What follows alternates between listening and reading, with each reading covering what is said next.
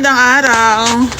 So, bali, share lang po namin yung aming milestone ni Ray. So, bali, kahit paano, gamay niya na yung driving. Ayan. So, thank you nga po pala sa kapitbahay naming si Kuya Alan. Kahit paano, naturuan si Ray po kung paano yung driving. Pero yun nga, madali lang po kasi siyang pag-aralan since matik po si Toyota Veloz. Ayan po, nakakatawa. So, bali today po is pupunta po kami ng simbahan kasi ipapabless po namin si RR. Ayan. So, siya po ang nag-drive palabas po dito ng Lumina Pastry. Ayan po. So, medyo nakakakaba kasi nga, syempre, motor lang naman yung dinadrive niya ngayon, sasakyan na. Pero, carry lang, carry naman. Magaling naman po yung nagtuturo. So, i-pass forward na lang po natin.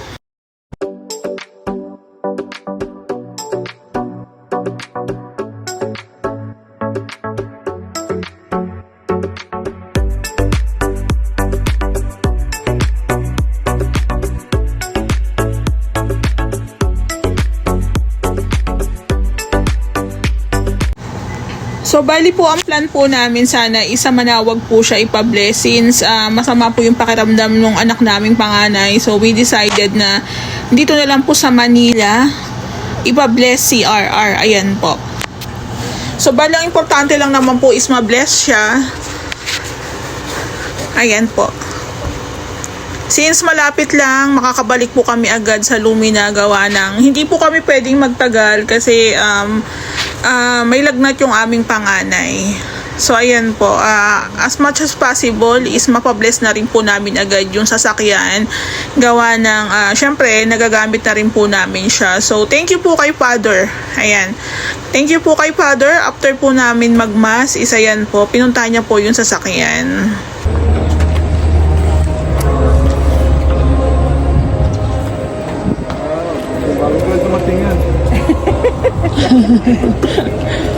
Napulot. Opo, napulot.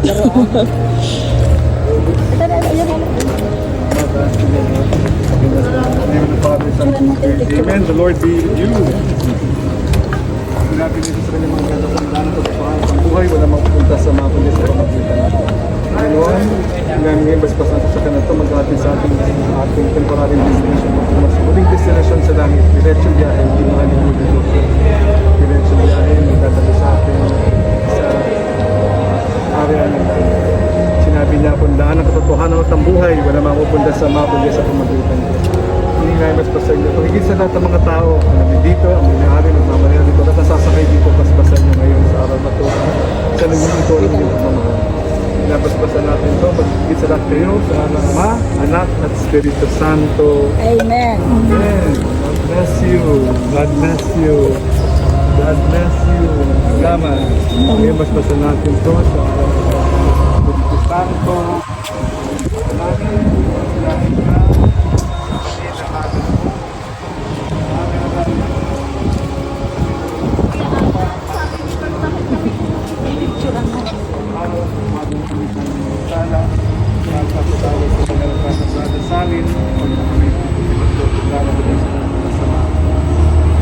Sabihin niyo ang Panginoon. At sa menu rin. Ang kabilang Diyos ay sabihin niyo lahat sa ngalan ng mga anak ng Santo.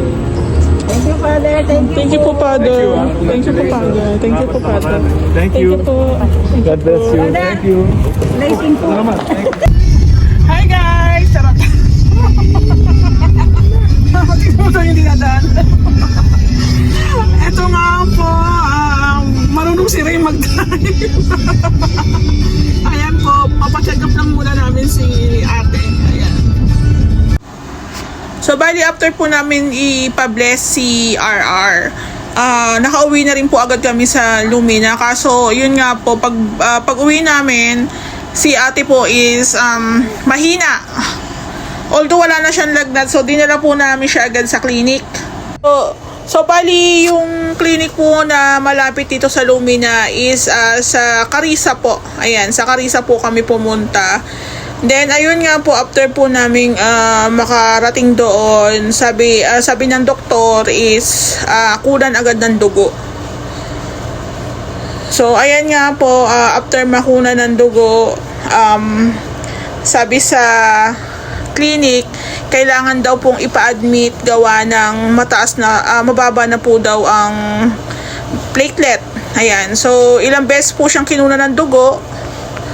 Ang hirap pala po pag may dengue kasi blood monitoring kung tumataas o bumababa. So, medyo hindi rin po ako nakapag-update ng mga ilang araw kasi ako lang po yung nagbabantay. Hindi po kami pwedeng maglabas-pasok gawa ng naka-swab test po kami. So, si Ray, hindi rin po siya makatrabaho ng maayos kasi siya rin po yung nag-aasikaso sa mga bata. So, ang hirap. Kaya po dun sa mga clients namin is pasensya na po kung hindi po tuloy-tuloy yung updates namin. And then may mga hindi po tayo inaasahang mga problema. Ayan. So, ang kagandahan lang po dito is naagapan namin. Although wala na po siyang lagnat, 4 days din po kasi yung lagnat niya, pero nagkakaroon na po siya ng rashes, tapos matamlay. Although kumakain kaso mahina. Ayan. So, halos 5 days din po kami sa hospital. Sunday po kami na admit. So, ayan nga, paganda na ng paganda po yung kanyang kalagayan. So, nakakakain na. Ayan. So, excited na po kami kasi pwede na po kami ma-discharge. Ayan, tatanggalin na po yung swero ni ate. Sa Tansa Specialist Medical Center po namin siya dinala. Napaka-convenient po nung service nila. Ayan, uwing-uwi na si ate. Napakaganda po ng service dito sa Tansa Specialist. Asikasong-asikaso. Private po kasi. Pero, ayun, ang kagandahan po talaga pag private. Tapos, sinundo na rin po kami ni daddy niya, ni Ray. Ayan. Si Ray na po ang nag-drive pa uwi po ng Lumina. Ayan po. So, bali, ito na nga po, update po tayo dito sa project namin sa pastry pa din po. Black and white yung team. Halos 1 linggo rin po siyang natingga gawa ng hindi rin po talaga si Ray makasingit ng gawa. Kasi nga po, nagbabantay dun sa isang estudyante pa namin, tsaka yung pinakabunso namin. So, hindi po pwedeng iwan-iwanan. So, ayan nga po, Saturday, nag-decide po kami ni Ray. I-install na po yung mga pinto ng cabinet nila, ma'am, dito. Ayan. Then, dala na rin na po namin yung mga concealed hinges. Kami na rin po ang nag-provide niyan. So, inilista ko na lang po yan kung ilan po yung nagamit namin. So, sa Lazada lang po namin yan in-order. Actually, parehas lang po yan sa hardware. Pero, sa Lazada, nakukuha ko lang yan ng nasa 50 to 60 pesos. Pero sa hardware is mga nasa 100 plus na po yan. Ayan. So, bali, yung mga ganito pong ibang accessories, hindi ko na po yan tinutubuan ng malaki. Actually, hindi naman ako nagtutubo ng malaki. Binabawi ko lang po yung shipping fee na nagastos ko rin. Ayan. So, minsan kasi pag medyo bulky, medyo mabigat po yung ating parcel, medyo mataas po yung kanilang shipping fee. Ayan. Pero, kahit mataas po yung shipping fee, mas mahal pa rin po talaga sa hardware. Baka yung 80 to 100 pesos po nila, baka yung lang po yun, regular lang. Ito po kasing ginagamit namin ni Ray is soft close po ito, soft close. Ayan, halos, sabi ko nga po, halos lahat po ng accessories na i-install sa unit ninyo or sa unit po is si Ray po talaga ang taga-install dyan. Ayan, kahit ito pong mga para sa takip ng cabinet, si Ray din po talaga ang in charge dyan. Tapos, as you can see, nandiyan po sa lapag, syempre magagasgasan, madudumihan, ipa-final retouch pa rin po natin yan. Kaya ang binili po naming pinaka-pintura nito is 2 galon. 2 galon po na gloss it. Ayan po. So, actually, madali na lang naman yung pag-install. Kaso, syempre, kailangan maging maayos at polido gawa ng pag hindi mo rin tinamaan ng maayos, baka baliko naman ng kalabasan, di ba? Kasi yun nga po, sa pinaka-renovation po talaga ng namin is panghuli po talaga yung mga accessories. Ayan, pasensya na po dun sa may-ari kasi nagkaroon po ng delay. Ayan, so bali, pagpasensyahan nyo na po kasi may nangyari lang po na hindi inaasahan. Actually, okay na rin naman po yung unit. Yun na lang pong mga panghuling accessories, tsaka po itong takip ng cabinet. Okay na po siya. Pwede na po namin siyang i-turn over sa may-ari. And actually, yung cabinet lang tsaka yung bathroom eh. So, bali po today, Saturday, since hindi maganda yung weather, may ambon-ambon, paulan-ulan. Ito po yung sinasabi ko na si Ray na lang po yung gagawa dito. Hindi lang po siya makatuloy ng gawa kasi nga po, siya po yung nagbabantay sa 2 bata. Tapos yung isa po is nag-i-school.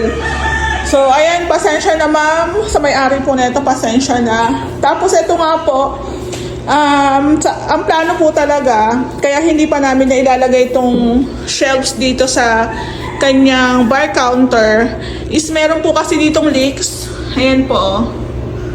Ayan po. Meron po siyang leaks. Ayan, nakita niyo yung parang tutulo na yan. Dito po kasi sa extension, sa pinaka-slab, is flexiban pa lang po yun nalagay namin. Pero, kahit flexiban pa lang po yun, dito lang po yung may leaks. Ayan. Dito lang. So, ito po is hindi pa namin nalalagyan ng Sista waterproofing. Ang schedule ka po dapat is today. Maglalagay kami ng Sista. Andito na po yung Sista waterproofing. Ayan o. Ito po. Tsaka yung 2 maliit.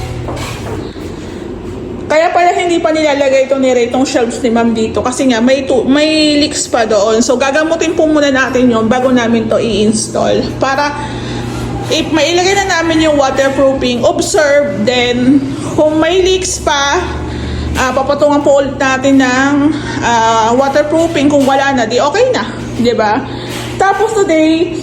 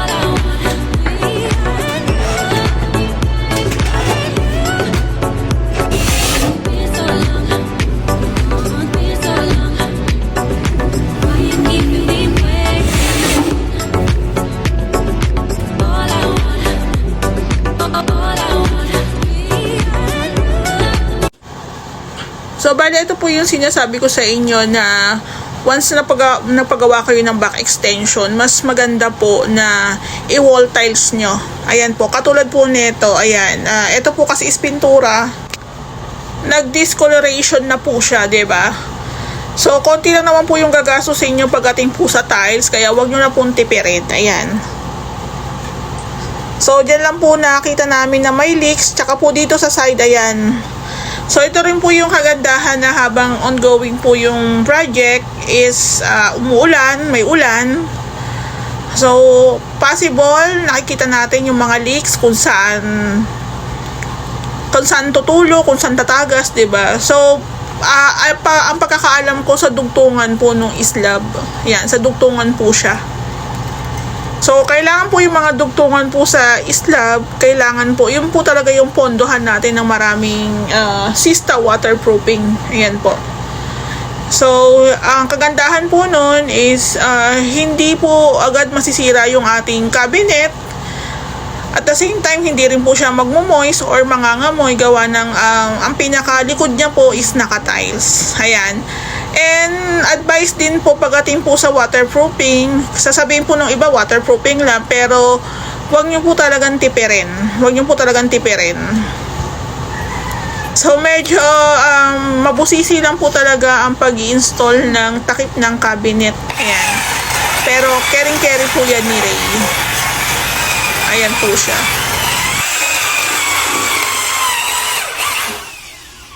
Yung white, mama, ano yung white? Ayan. Malapit sa ano.